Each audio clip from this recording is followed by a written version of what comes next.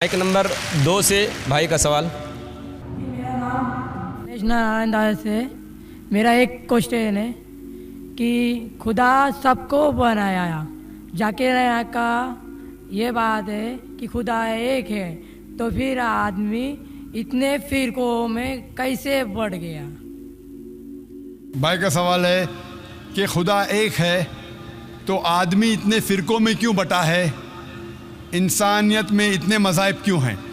قرآن مجید میں لکھا ہے سورہ ال عمران میں سورہ نمبر 3 آیت نمبر 19 میں، ان الدین عند اللہ الاسلام، صرف وہی مذہب ہے، ایک ہی دین ہے جو اللہ کے نزدیک صحیح دین ہے، وہ ہے اسلام۔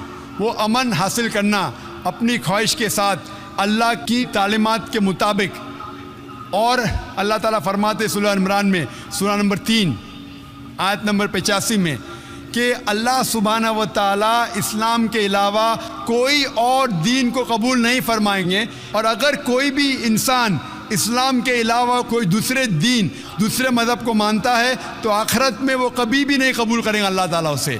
اسی لیے اللہ سبحانہ و تعالیٰ نے جتنے پیغمبر بھیجے، پہلے پیغمبر آدم علیہ السلام، اس کے بعد جتنے پیغمبر آئے، نوح علیہ السلام، ابراہیم علیہ السلام، موسیٰ علیہ السلام، عیسیٰ علیہ السلام، محمد صلی اللہ علیہ وسلم، جتنے پیغمبر آئے ان کا پیغام ایک ہی تھا، وہ تھا کہ ایک اللہ میں مانو، اور ایک اللہ، ایک خدا کی عبادت کرو، اور اس خدا، اس اللہ کی کوئی پرتیما نہیں، کوئی عکس نہیں، کوئی فوٹوگراف نہیں، کوئی پینٹنگ نہیں، کوئی بت نہیں، کوئی مورتی نہیں، کوئی اسٹیچو نہیں، کوئی اسکلپچر نہیں۔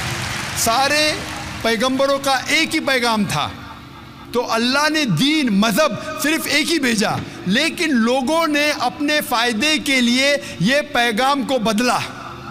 جب بھی پیغام بدلا، اللہ نے ایک نئے پیغمبر کو بھیجا صحیح پیغام دینے کے لیے، پھر کچھ وقت کے بعد پھر سے پیغام میں ملاوٹ آئی۔ تو یہ ملاوٹ آئی جس طریقے سے میں نے کہا تھا، سورہ بقرہ سورہ نمبر 2 آیت نمبر 79 میں لکھا ہے کہ لوگ، انسان اپنے ہاتھ سے کتاب لکھتے ہیں اور کہتے ہیں اللہ کی طرف سے اپنے فائدے کے لیے، ان کے اوپر لعنت ہے، ان کے ہاتھوں پہ لعنت ہے، اور وہ جو چیز کماتے اس کے اوپر لعنت ہے۔